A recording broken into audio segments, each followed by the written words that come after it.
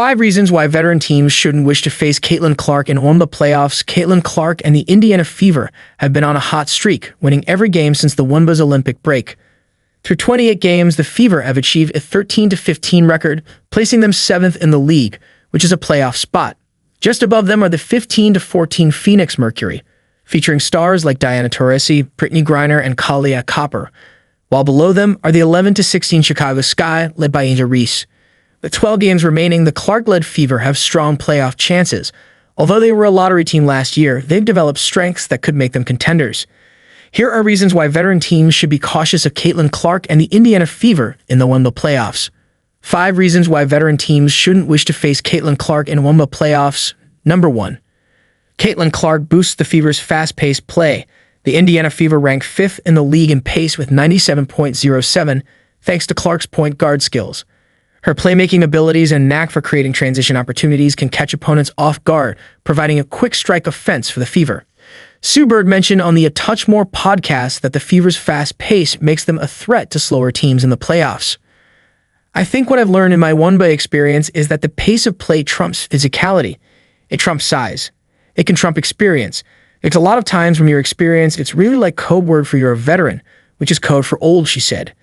And what I see in Caitlin, what I see in Kelsey Mitchell, they're just like ramming it down people's throats, and it's really hard. It can have your head spinning. Number 2. The Fever have a genuine home court advantage. Caitlin Clark has helped the Indiana Fever fill arenas for their games.